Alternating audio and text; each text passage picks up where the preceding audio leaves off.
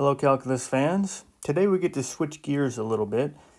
So we've been working on a whole bunch of convergence tests, and we are finally done with those, so we can get to the good stuff now, starting with power series.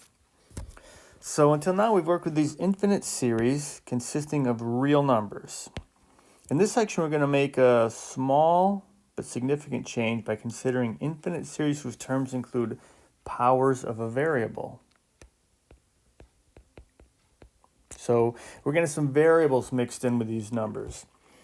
With this change, an infinite series becomes what is called a power series. And it's called that because these variables will be raised to powers, like x cubed, x to the fourth. So it's called a power series. One of the most fundamental ideas in all of calculus is that functions can be represented as power series. So in the little box here, we've got the definition here. A power series is a series of the form. You can see it like this, where we've got these numbers C, these coefficient numbers, and then we've got these variables raised to powers. Now the powers are going to be, because this is going to be a polynomial, those powers are going to be non-negative integers. So they're nice to work with. So we're gonna see that when we have some really like crazy messed up functions that maybe are not differentiable, they're not where an integral doesn't exist, we can change them into basically a polynomial, and they're much easier to work with. So a power series just looks like this. It's a series like we've been working with, but there are variables raised to non-negative integer powers. Again, so they will be polynomials, which are nice. This particular one we'll see later. This is actually an example of a Maclaurin series, but that's not important for us to know now. But a couple of notes here to fill in. Note number one, a power series is a polynomial with infinitely many terms. So again, polynomials are nice to work with. They're differentiable everywhere.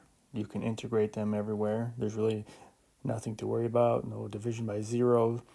And just as a reminder, a polynomial, you could have something like 3x to the 7th minus pi x squared plus, e or square root of 7, whatever. The important part with a polynomial is that the powers are non-negative integers. You can have real number coefficients, but the powers will be non-negative integers. So there's no square root of x. That's not a polynomial. There's no 1 over x or x to the negative 3. So they're really nice, easy things to work with. So that's what a power series is. It's just a polynomial with infinitely many terms. You can see it keeps on going forever. And note number two is this gives us a way to represent difficult functions. So difficult functions could be, one of the big things will be functions that we can't integrate. So I have some function that just doesn't have a closed form solution, right? Doesn't have an antiderivative in terms of the elementary functions. So we saw these before in 7.7 when we used things like the midpoint rule, trapezoidal rule, Simpson's rule to approximate these integrals. Well, we'll see that for the most part, the go-to method is like a Taylor series or Maclaurin series. So it's a function that's just hard to work with. So if you've got this function that's hard to work with, then you can just use a polynomial instead. It's just a lot easier with a polynomial. So that's where these power series will come in. And then note number three, this particular power series is just power series about x equals a, or power series centered at a. This won't make a lot of sense yet, but it will later. And when this happens, you basically have what's called, like I said, a Maclaurin series. Okay, but we'll talk about that more later, but I can just tell you what they're called, the Maclaurin series. Okay, so let's take a look at a couple examples here. So example one, we've got this series n equals 0 to infinity of n squared x to the n. Okay, so we've got some spots to fill in for n. We've got a variable here, so it's going to be a power series. So if I just start plugging in, plug in a 0, I'm going to get a 0. Plug in a 1, I'll get plus 1 times x to the 1, which is just x. Plug in a 2, you get 2 squared, which gives us 4x squared, plus 9x cubed, and so on and so forth forever, right? Example 2, let's say we've got n equals 2 to infinity, x to the n over the natural log of n. So I plug in a 2. I'm going to write this the way you'll see these sometimes. Sometimes you'll see them written this way, just to make it easier to see the coefficient out front. Of course, you could put the x squared on top if you want to, like this. It's fine. Either way is fine. And then we've got plus 1 over the natural log of 3 times x cubed, plus 1 over the natural log of 4 times x to the 4th, plus dot, dot, dot. Okay, so a couple examples of power series. And the thing that's going to be a little different for us is that a power series may converge for some values of x and diverge for other values. So we have to consider these power series in terms of what x is. And some values of x will cause a power series to diverge, and others will have it converge, so we need to figure this out. So the way we're going to do this, to find the convergence or divergence of a power series, the method of testing is usually the ratio test. So it's a ratio test, and I'll say, or sometimes, not often, but sometimes, the root test. Okay, so a couple of the last tests we learned from section 11.6, I believe, 11.6. Yep, we had the ratio test and the root test. So to see how this works, we'll just do an example here. So example 3 says, for what values of x is this particular series convergent or divergent? Okay, and as a little reminder here, you've got the ratio test.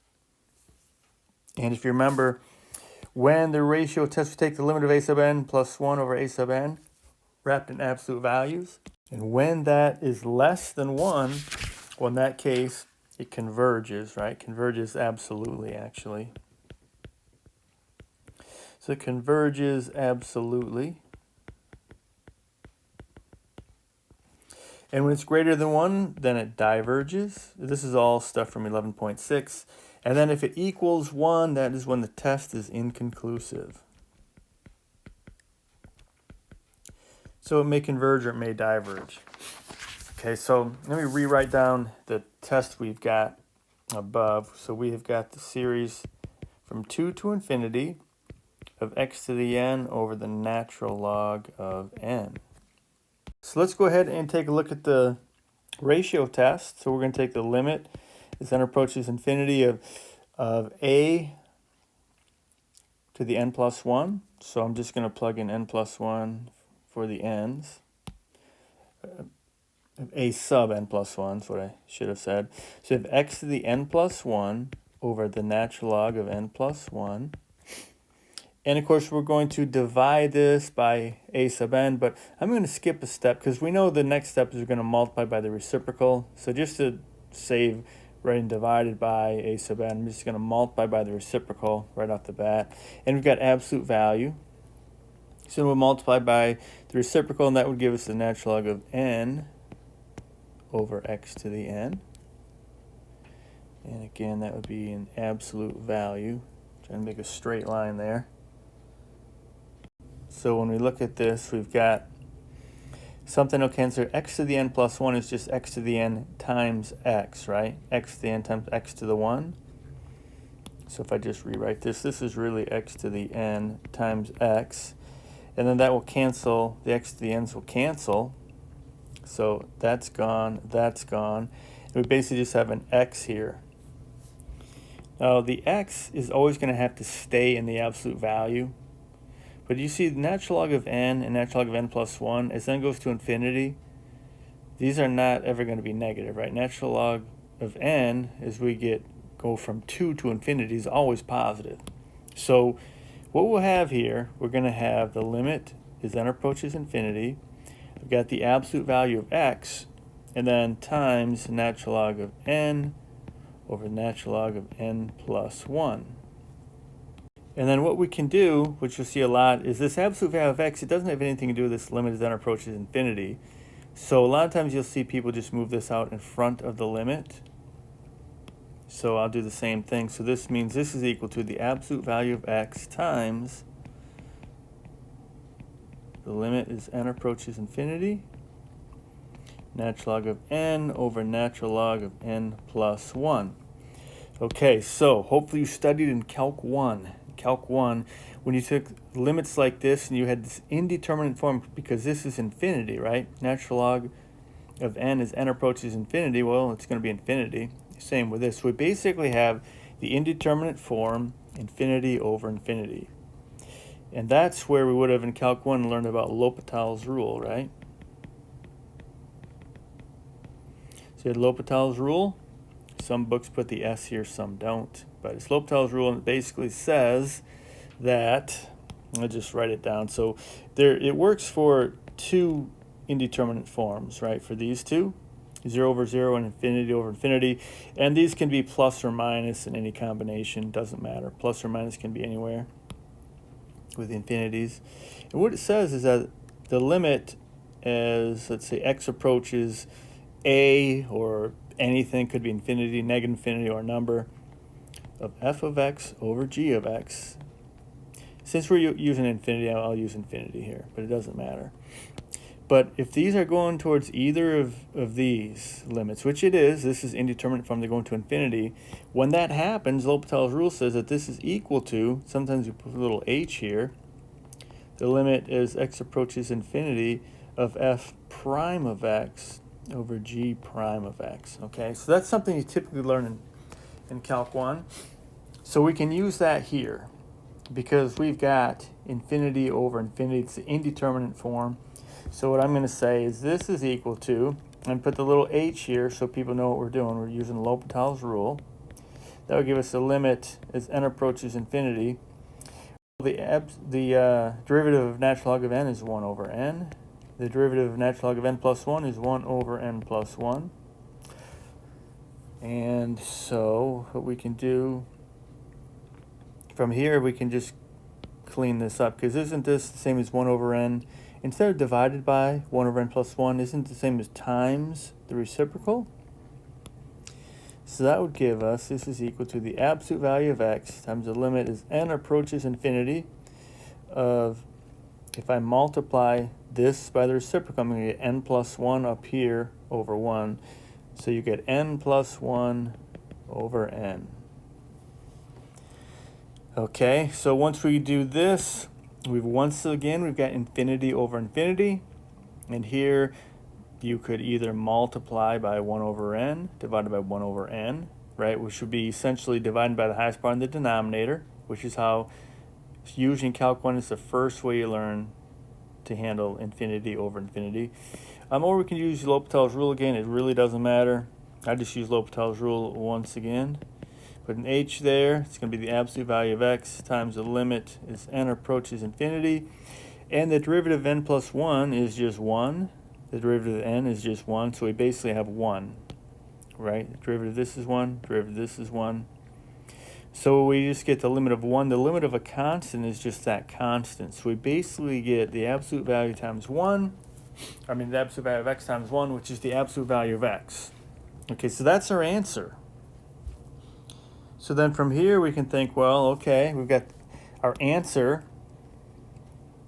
to this original limit of a sub n plus 1 over a sub n is the square root of x. So that means that the power series converges if the absolute value of x is less than 1. Or in other words, negative 1 is less than x, which is less than 1. Right? These are equivalent statements. This one just doesn't use the absolute value. And what we have right here is something that is called the preliminary interval of convergence.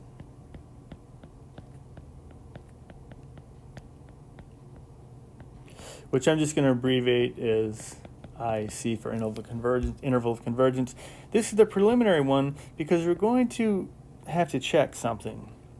Because we know that this ratio test is inconclusive if this equals 1, right? If the limit of a sub n plus 1 over a sub n wrapped in absolute values equals 1, this test is inconclusive. So if this were equal to 1, it'd be inconclusive. And that ends up always being at these endpoints. Okay, so what we have to do every time, we have to realize this. The ratio test is inconclusive, meaning it gives us no information. It's inconclusive if the limit equals 1. So in our case, it means the absolute value of x equals 1. Right, inconclusive, so maybe it converges, maybe it diverges, we don't know. So that means we're going to have to check these endpoints. So if the absolute value of x equals 1, or in other words, x equals plus or minus 1, right, which is basically both of these endpoints, we have to check these individually to see if maybe I need to add a equals to under here, right? Maybe it converges at the endpoints also, and maybe it doesn't. So we need to check these independently or separately because the ratio test is inconclusive if this thing equals 1, right? Whatever we get here, if it equals 1, it's inconclusive. All right. Of course, if this is less than 1, then that series converges, and that's what we've got here. So far, this is what we've got, but we could have to add the point x equals -1 or the point x equals 1 or both. So we have to check these separately. So here's the part that we're going to have to do when we use the ratio test. Because of this statement right here, because it is inconclusive if the absolute value of x equals 1, that means we must test the endpoints individually.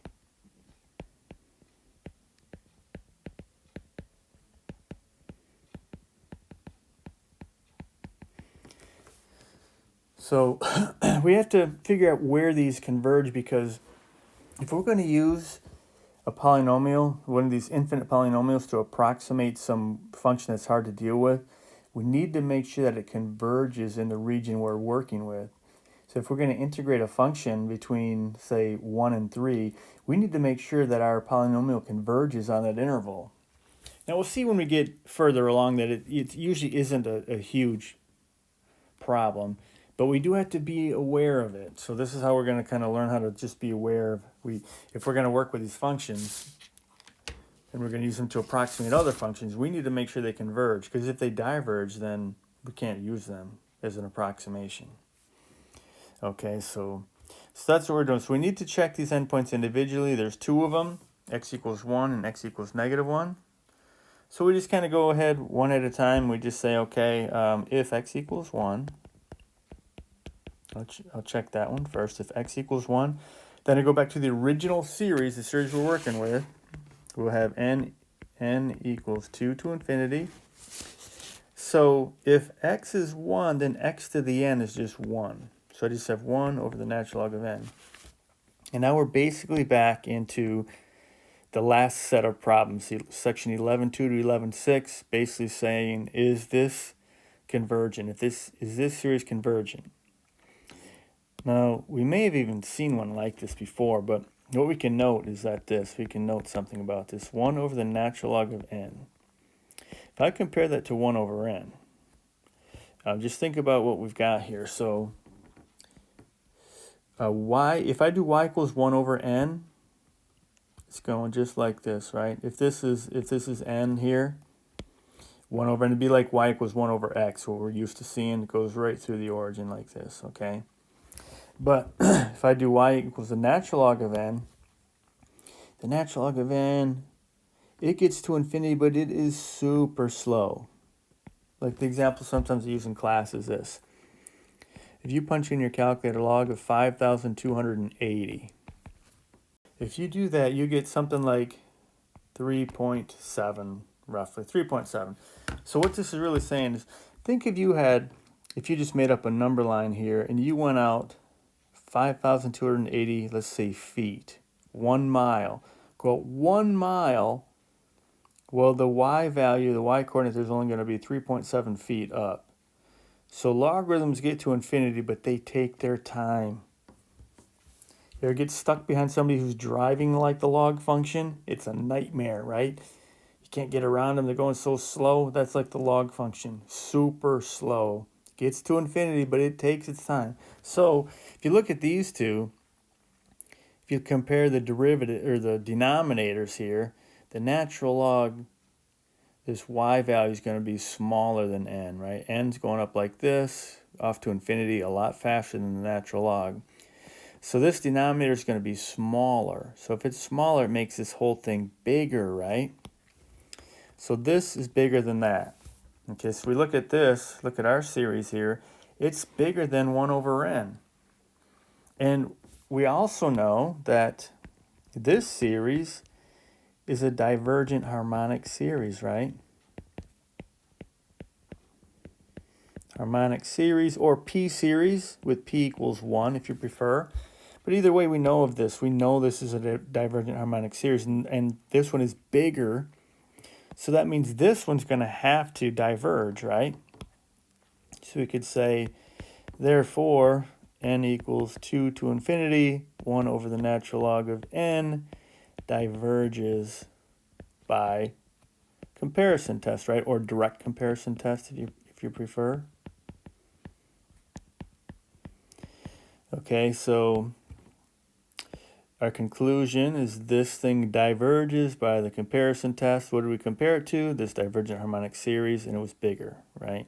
So if I go back to the preliminary interval of convergence, if you look above there, at 1 we don't need to add like a less than or equal to. It's just less than 1 because this series diverges at 1. Okay, but now we need to also check the other endpoint. So let's see what happens if x equals -1. So if x equals -1, okay, then what we'll have this series, n equals 2 to infinity. So if x were -1, we're going to have -1 to the n over natural log of n. Okay, and then this one is an alternating series, right? We've got an alternating series. So let's try the alternating series test. So alternating series test, first we have to show what we could find b sub n. B sub n, if you remember, is the absolute value of a sub n, which is just going to be 1 over the natural log of n. Right, because I wrap up this in absolute values, this thing goes away. There's no more negative, no more plus or minus, just plain old 1. 1 over the natural log of n. So first I have to show that the series is decreasing. So I could say, okay, well, that's not what I want. b sub n plus 1 is equal to 1 over the natural log of n plus 1. And I need to compare that to b sub n, which is just natural log of n. Well, in comparing this, natural log of n plus 1, so as natural log gets, the input gets bigger, the natural log gets bigger, right? Just like, look at the natural log graph. As the inputs get bigger, the natural log gets bigger. So this is bigger than this, which means this is smaller. So this is going to be less than, so basically we're saying that b sub n is greater than b sub n plus 1, right? I guess officially we could put less than or equal to.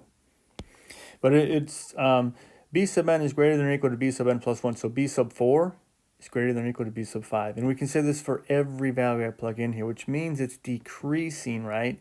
This term is bigger than the next term. Okay, so we have shown the first part of alternating series test is good. Now the second part, we just have to show that the limit as n approaches infinity of b sub n equals 0. So that's equal to the limit as n approaches infinity, 1 over the natural log of n, and that definitely is 0. As n gets bigger and bigger, the natural log of n will also get bigger and bigger, and 1 divided by this thing is getting bigger and bigger. We can make this as small as we like, as close to 0 as we want, so that the limiting value of that is 0. Okay, so we check that off. So that means, therefore, by the alternating series test, our series, natural log of n converges. Okay, so we need to tweak our interval of convergence. All right, so let me show you what we had before. Before we had our interval of convergence was -1 less than or equal to x. Oh, that's not what we had. Let me start that over. -1 less than x less than 1. That was our original interval of convergence. Now we've shown that at -1 it converges. So now we have this. We know it diverges here. So this is our updated and our final interval of convergence, which we can write like this, or you can write in interval notation like this. Both of these are just fine. Whichever one you prefer, they're both good.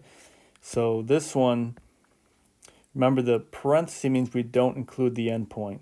The bracket means we do include the endpoint. So -1 is part of the interval of convergence because it converges. The series converges when x is -1, just not at 1. So bracket includes the endpoint, parenthesis does not include.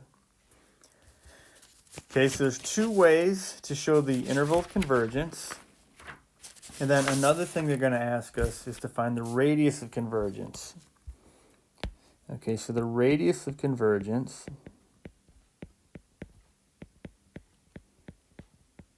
sometimes just use an R will do that.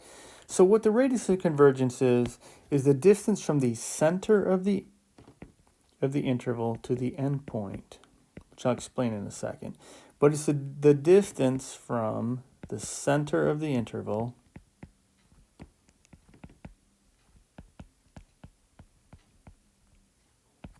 to the endpoint. So think if you had a number line here. So we've got this number line. We've got -1, 0, 1. So our interval of convergence is from -1 to 1. Oh, where did that 1 go? Okay, try that again. So interval of convergence is from here. You can almost think of this as a circle. If there were a circle on the number line, centered at 0, then the radius of that circle is 1, right? So the radius of convergence, r, is equal to 1. And that does not depend on the endpoint. So as soon as you get our preliminary interval of convergence, you can tell what the radius of convergence is. So in this case, the radius of convergence, we just say r equals 1. It's 1 unit. It's just the distance from the center of the interval to the endpoint, either endpoint. Okay? So, two things we need to know in this section: interval of convergence, which is right here, either of these, the radius of convergence. They're going to ask us for both of these in a lot of the problems. Okay, that leads us to the second series, which is just kind of a different, it's more of a general series than the first one. Now, this is actually an example of a Taylor series. So this is power series about x equals a, or power series centered at a. Again, these will make more sense about this notation here, or the wording, when we work on, when we get a section or two ahead of us, when we start actually working with Taylor and Maclaurin. But this is where we're going to center maybe a function, a particular number on the number line a. So it looks like this, and you'll see that it looks a lot like the previous power series. And in fact, if a equals 0, so the a's all go away, then we do have the previous power series. Okay, so this one is an example of what's called the Taylor series, which we'll see later. And a couple of notes here. I guess I should mention one note. It's not super important. It's a note sort of like this. So when you're in algebra class and your teacher says x to the 0 power is 1, like anything to the 0 power is 1, and at first you're like, that's weird, because if I have x squared, it's really saying take 2 of these x's, line them up and multiply them together, and this doesn't make sense like that. And you're right, it doesn't make sense, but we define it to be this just to be consistent. So like if I have x to the 5th over x to the 5th, and we have a rule that says that's just going to be x to that, take away that, and when you do that math, you get x to the 5, take away 5, that's x to the 0. And you also know that anything divided by itself is 1. So because we know this works, we know this works, then we have to say, okay, so these are the same. X to 0 equals 1. Right, so it's something along those lines that will come up here. So I'll just mention it, not super important. The book mentions it also, but basically we're going to, honestly I don't even know if it's worth mentioning this, but I will. I'm going to write it down just in case. So I'm just going to say we adopt the convention, and not just we, everybody does, that x minus a to the 0 equals 1 even when x equals a. Okay, so it's just so we can use this formula, and the formula will work, okay? So very similar to this what we did in algebra, what you learned in algebra class a long time ago. Okay, so the notes, so the more important notes are this.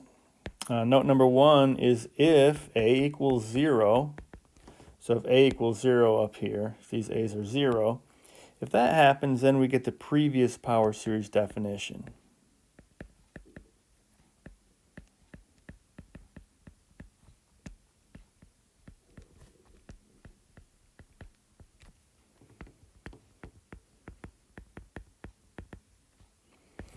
Okay, and note number 2, this note will again make more sense when we get into the Taylor series and Maclaurin series, and those come about in 11.10. 11.8 and 11.9 are getting us ready for those, basically. So note number 2 says works, or I'll say this works,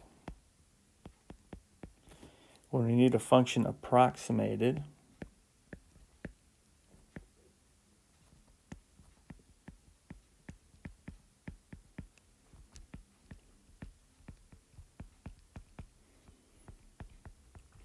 at a point A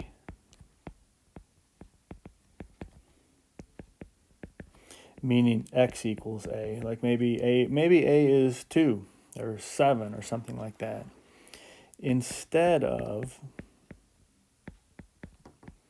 at x equals 0,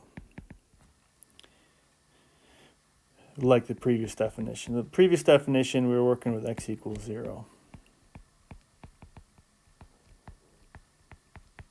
Okay. All right, and again, that will make a lot more sense when we get a little bit further along with these. All right, let's take a look at example 4, which says find the radius of convergence and the interval of convergence for this new series. So once again, we do the same as always. We're going to take a look at this with a ratio test. So we use the ratio test a lot in this section. So we're going to take the limit as n approaches infinity of a sub n plus 1. So wherever I see an n, I'm going to swap it out with n plus 1. So that would give us x plus 3 to the n plus 1 over n plus 1. So that becomes n plus 1. This becomes n plus 1 plus 1, right? N plus 1 plus 1, so this whole thing is n plus 2.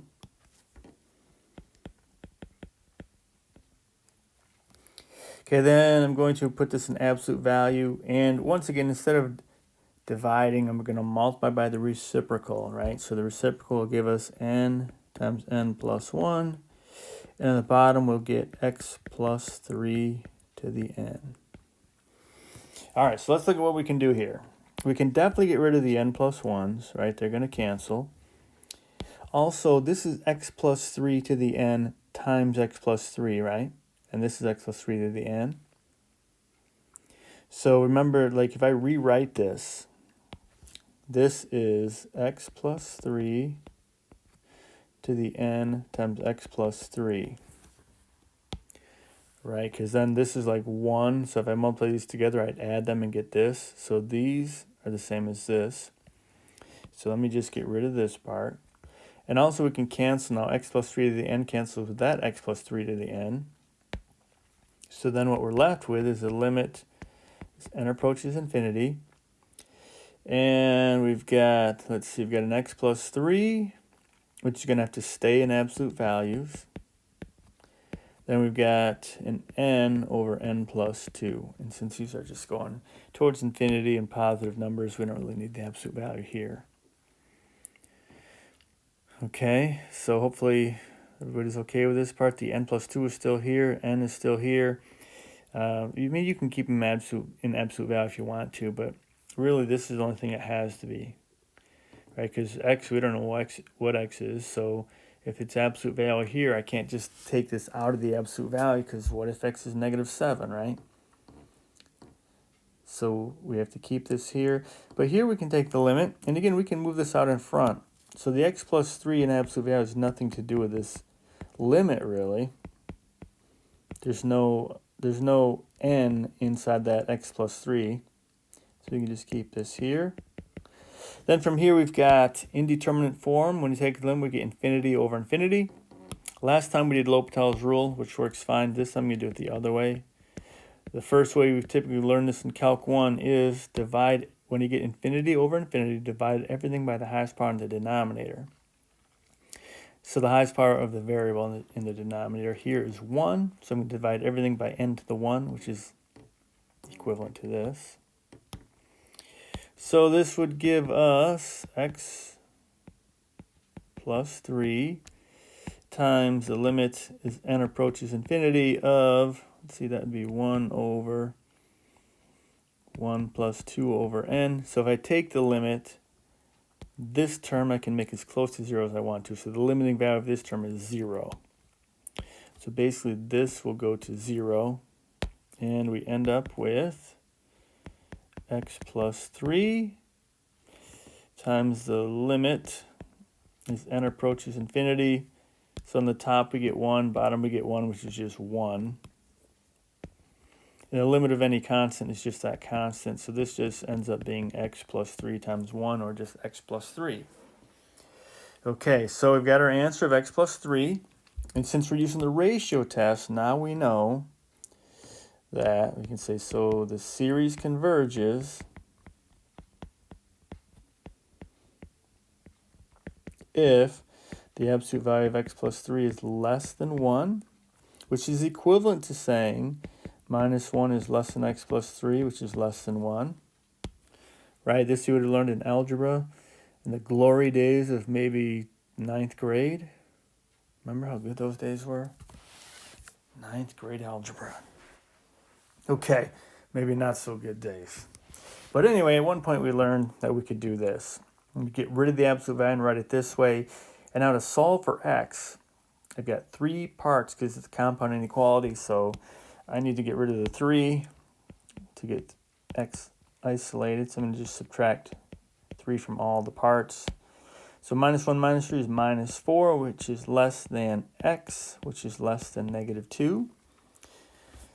Okay, so this gives us our preliminary interval of convergence, right? We don't know if it's our interval of convergence yet because we're going to need to check these 2 endpoints, right? Because if this were equal to 1, if I set this equal to 1 and solve it, I'm going to get -4 and -2, which is the same thing as I get here. So basically I have to check these endpoints at -4 and -2 to see whether they converge, whether I need to add a equals to on either of these.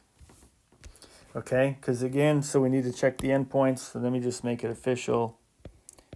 Since the test is inconclusive,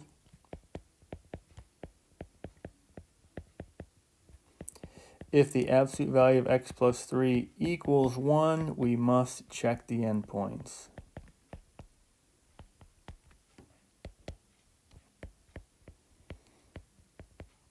Okay, and again, you could solve this, right? Doesn't this mean x plus 3 equals plus and minus 1? And if you solve that by subtracting 3, you end up getting these 2 endpoints. But it's the same thing we're going to get here. So I need to check -4 and -2. Okay, so I'm going to go to the original problem. Let's say if x equals -4. Okay, so I go to the original problem. And the numerator in the original problem was the absolute value of x plus 3 raised to the n. So if I plug in -4 in there, I'm going to get n equals 1 to infinity. Negative 4 plus 3 is negative 1, so I get negative 1 to the n over n times n plus 1. Okay, so we need to check this one. Okay, how could you check this one? What test would you use? This one's kind of an easy one because isn't this just an alternating series? So we could try the alternating series test. So if we do that, b sub n is the absolute value of a sub n, which is just 1 over n times n plus 1. So you have to show two things. You can first show that it's decreasing, which is easy enough. B sub n plus 1 just means n becomes n plus 1, and n plus 1 becomes n plus 1 plus 1, or n plus 2. This can be 1 over n plus 1 times n plus 2.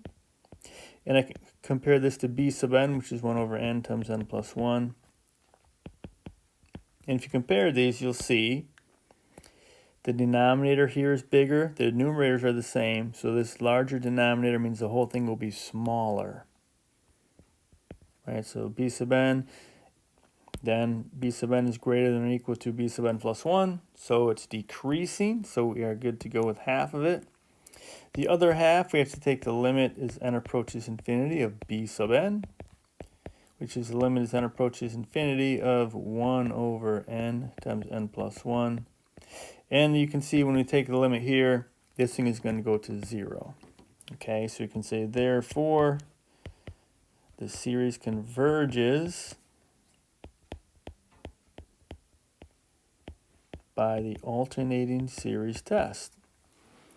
Okay, so that means that we can include negative 4 in here. So I can update this. I can say this is going to be negative 4. All right, so we've got this interval of convergence. So far, we made one change. We had to add the negative 4 because it converges there. And now we just have to see what happens at negative 2. Okay, oh boy, running out of room here. Hopefully you guys are writing smaller than me. So let's see if x equals negative 2. So that would give us, if I plug in negative 2 in there plus 3, I just get 1. So I'd get 1 to the n. And 1 to the n is just 1. So I get the summation from 1 to infinity. The numerator would be 1 over n times n plus 1. And if I look at this one, and just think if I were to distribute, I get n squared plus n. So let me just kind of consider this one over here. 1 over n squared plus n. And I'm thinking of just kind of comparing it to 1 over n squared, right? Long term would be like 1 over n squared. And this is a p-series, right? This is a convergent p-series. So let's see, maybe I could compare these. What about, now I know 1 over n squared, this is a convergent p-series. Because p equals 2, which is greater than 1, right? P-series converge when p is greater than 1. So if we look at these, this is larger, which means that this whole thing is smaller than this. So if we do a direct comparison test, this series right here converges and is bigger than this one. So if this adds up to a finite sum, this one has to add up to a finite sum, right? So we can basically say that our series, I would just say, I'll say, therefore the series converges, meaning, this series that we're working on here, converges by comparison test. Or by direct comparison test, if you prefer. Remember, that's the same. Comparison test, direct comparison test, same thing. We also had the limit comparison test. But okay, what are we comparing it to? We're comparing it to this convergent p-series. We're showing that this convergent series is greater than our series. Therefore, our series converges by the comparison test. So in this case, both of the endpoints converge. So we could go back up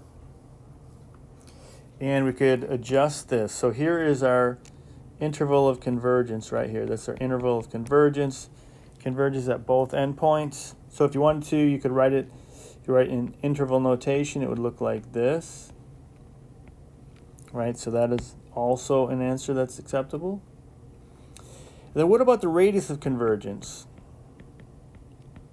The radius of convergence R equals what? Well, it's just from the center of this out to an endpoint, right? So -4, -3, -2. This interval is only 2 units long, right, from -4 to -2. So the radius of convergence, once again, is 1. And remember, radius of convergence doesn't depend on the endpoint. So if neither of these equal signs were here, if it was just without the equal part, it's still going to be 1. It doesn't matter. Radius of convergence doesn't depend on the endpoints. Okay, so hopefully that made sense. And then we need to look at a box that will put all the pieces together. Okay, so whenever you have one of these power series, there are only 3 possibilities. Only 3. Now the ones that we've seen so far are like this third one. This is the most common thing you'll see. Okay, so we're going to look at one more, but I'll tell you about these other 2. Sometimes this series converges only when x equals a single point, which is not often, but it could happen. When the series converges only for one single point, then what you'll have is your interval of convergence equals this one point. They usually put it in like braces, like set notation, something like this. So I'm trying to show this, but I can't draw very well, right, with set notation. That's what I'm trying to show. Interval of convergence is that. And when this happens, the radius of convergence is just 0, because there's just one point. So there is no radius of convergence. There is, but it's just 0. The radius of convergence is 0. Okay. One that's also a little odd, but is more likely, is when the series converges for all x. That's one we're going to look at next. When that happens, the interval of convergence is just -infinity to +infinity, and the radius of convergence is infinity. Okay, so that will happen sometimes. And then the other one is like what happened with us, right? There's just a positive number r such that the series converges here if the distance is less than r, and diverges if the distance is greater than r. So this is more of a common one. It actually looks more confusing here than it actually is. It's just the problems that we just did. Right, so those are the 3 cases. Let me mention this first one. So the first one here is kind of strange, but it could be like, maybe you get something like, you're working on your problem and you get something that's going towards infinity. And you get something like maybe you get like x minus 2 times n, and n goes to infinity. So this is going to infinity. The only thing that could stop it from going to infinity is if x equals 2, right? Because then that whole thing would be a 0, which would wipe out the limit because it'd be 0 in front of the limit, 0 times the limit. So that would be something like this. Then the interval of convergence would just be 2. The only way, so this would be a limit. So you'd be going along, working on the problem. You've got the limit here as n approaches infinity, and you get this. The only thing stopping this from infinity is if x equals 2. Okay, so that'd be a kind of an oddball one like that. Okay, so the one that would be more likely, though, is, of course, the ones that we were working with, and then we'll try this one too. So here's another example. So this question says, find the interval of convergence and the radius of convergence. This one's out of the Stewart book. This is number 14 in the 8th edition, and it's number 20 in the 9th edition. Same question, though. And they give us this. It's a series as n equals 1 to infinity, x to the 2n over n factorial. And this question is good for a couple reasons. Number 1, because it's this other case that we haven't seen. And number 2, because we have to work with this 2n. Okay, so of course we start off, we do the ratio test. So I'm going to do same as always, do the ratio test. So we take the limit as n approaches infinity. So a sub n plus 1. So I have x to the 2. Now what if I do this? There's a mistake that happened right there. So I don't just swap out n with n plus 1. I mean, I kind of do, but there's a 2 in front of it, right? So if I have 2n, and I'm going to make that be 2n plus 1, don't I need parentheses here? It's a super easy mistake to make, and it happens a lot when you first start. But this is not going to be 2n plus 1. This is going to be 2n plus 2. Okay, because of what we just talked about. When this n becomes n plus 1, it looks like this, so this distributes through, so I get 2n plus 2. Okay, on the bottom we've got n plus 1 factorial. And as we have been doing, I'm just going to multiply by the reciprocal instead of dividing, just to save a step. So you get n factorial here, x to the 2n here. Okay, and those are wrapped in absolute values. They don't look very straight, but okay, let's pretend they're straight absolute values. So what about here? X to the 2n plus 2 over x to the 2n. So if you use what you learned a long time ago, maybe 8th grade algebra, we subtract. Well, we've got 2n plus 2 minus 2n. That's just 2, right? 2n plus 2 minus 2n is just 2. So it's basically x squared. So this will cancel. This will make this just be x squared. Also, we know n plus 1 factorial is n plus 1 times n factorial. Right? The reason for that, 7 factorial is just 7 times 6 times 5 times 4 times 3 times 2 times 1. So that means 7 factorial is like 7 times 6 times 5 factorial, right? We could stop it like that. Okay, so n factorial is just n, and we go backward, right? N minus 1 times n minus 2 times ... times 3 times 2 times 1. We just keep going backward.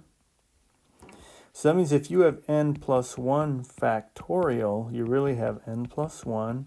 Now I go backward, times n, right, times n minus 1. So I could say times n factorial. So that's why we can say n plus 1 factorial is just n plus 1 times n factorial. So with this, we can see these n factorials will cancel. So, okay, let me clean up this mess here and see what we've got. All right, we are going to have, whoops, we need blue, equals the limit as n approaches infinity. All right, so what are we left with? We've got x squared over n plus 1. That's in the absolute value. Is that everything? Okay, which is the limit as n approaches infinity. X squared. I guess I'll put it there over n plus 1. It doesn't really matter. And you can see right here, when I take the limit here, this thing is going to grow without bound, right? And this is going to not matter. So we can make this as big as we want. So the limiting value of this is going to be 0, which is less than 1 for all x. For all x, right? It's always going to be less than 1, which means, in this case, the interval of convergence is going to be negative infinity to infinity. And the radius of convergence is just going to be infinity. So when you get one like this, where you take the limit and you have some setup like this where it's going to 0, okay, that's kind of an easy one to deal with. It converges for everything. 0 is less than 1 for all x. No matter what number I put in here, right? I could put a 7 in there, a 10 in there. It doesn't matter. It's going to be some number I plug in. But this is going towards infinity, so it's going to be 0.